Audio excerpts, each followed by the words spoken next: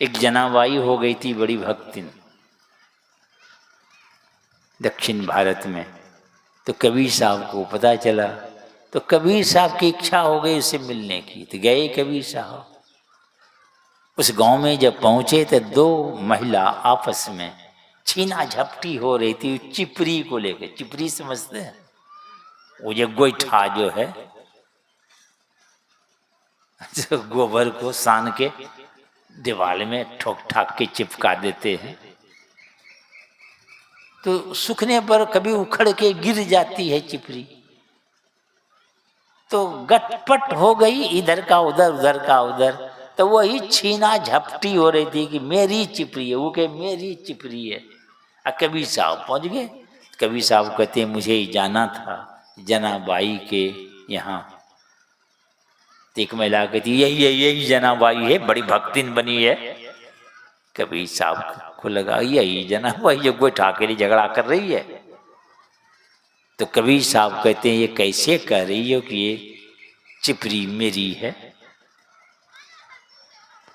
तो जनाबाई क्या कहती है, जिस गोइठा से विट्ठल विट्ठल की आवाज निकलती हो वही गोइठा है मेरी। तो कबीर साहब गोइठा उठा के कान में भिड़ाया तो उससे आवाज निकल रही थी विट्ठल विट्ठल। इस तरह मशगूल होके वो चिपरी पारती थी, उसमें जाप घुस जाता था। अब सोच लीजिए, यहाँ माताएं लोग रोटी भात सब्जी बनाती है कि नहीं? यहाँ भोर में उठे, नहाना न धोना, आंख मलते मलते रसोई घर में गई, सावा से राटा देख के नाक धुनती है कि हम ही रोज पकेबो। सास पुतों में जम के झगड़ा, गुस्सा के मारे चकला बेलना उठा बजाड़ के बेल बाल के पका के दर। वो भोजन जो खाएगा क्या होगा? सोचे सारा खड़मंगल उस भोजन में, सबकी खोपड़ी खराब हो जाएगी। तो हमारी भारतीय संस्कृति में लोग सुबह उठते थे, स्नान कर ध्यान करके तब रसोई घर में जाती थी, और जाप भी जारी है। रोटी भात सब्जी बना रही है, उसमें जाप घुसेगा कि नहीं? अब वह भोजन खाएगा, कैसा प्रभाव पड़ेगा आप सोच लीजिए। यहाँ तो सवा से आटा देकर नाक धुनती है, इसीलिए सब परिवार के लोग वो खा के सब नाक धुनता है, आपस में झंझट।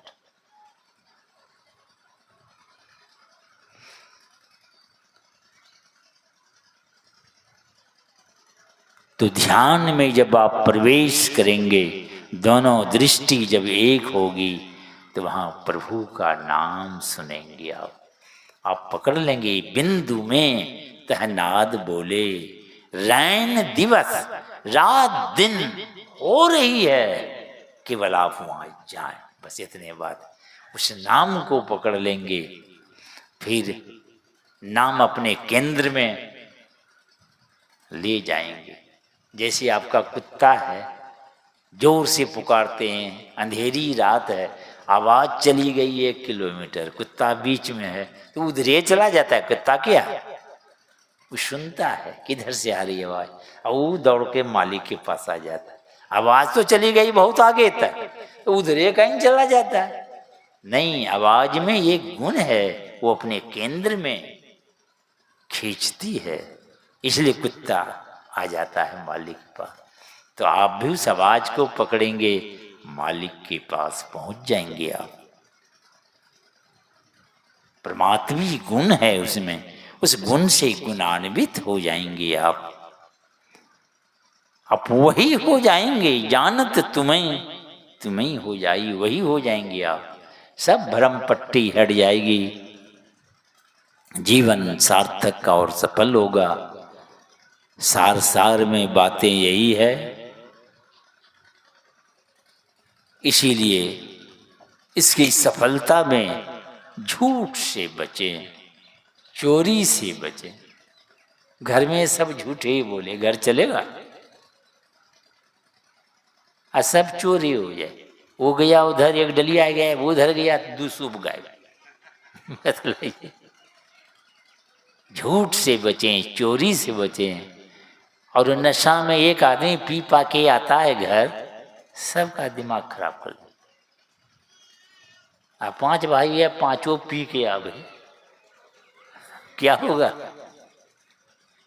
सबकी खोपड़ी गायब हो जाएगी। तो नशा का खान पान ना करें, मांस मछली अंडा का भोजन ना करें, खामखा किसी को कष्ट ना दें, पर स्त्री पर पुरुष गलत संबंध ना करें। ये व्यभिचार कहलाता है। यही 5 पाप है, झूठ, चोरी, नशा, हिंसा, व्यभिचार। ये 5 पाप से जो बच के रहता है वही भला आदमी है। ऐसे भला आदमी गुरु से युक्ति जानकर इसका अभ्यास करेंगे। सदाचार पालय दृढ़ होई, 100 में ही 100 दुर्लभ पावे। बड़ी कठिनाई से, मगर उसको आप पालेंगे, नहीं तो भगवान भटका खावे, भटकते रहिएगा। तो सदाचार का पालन करते हुए, नेकी की कमाई करते हुए, थोड़े बहुत है संतोष पूर्वक रहिए। कोई लाद लाद के ले नहीं गए, सब यहीं छोड़ के चले गए। आवे संगय, आता है शरीर के साथ, जाता है शरीर वो यहीं छोड़ के जाता है।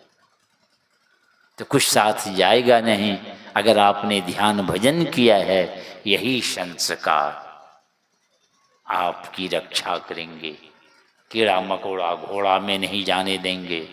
स्वर्गलोक जाएंगे, भगवान कृष्ण कहते, लौट के आओगे तो श्रीमान कुल घर में जन्म होगा।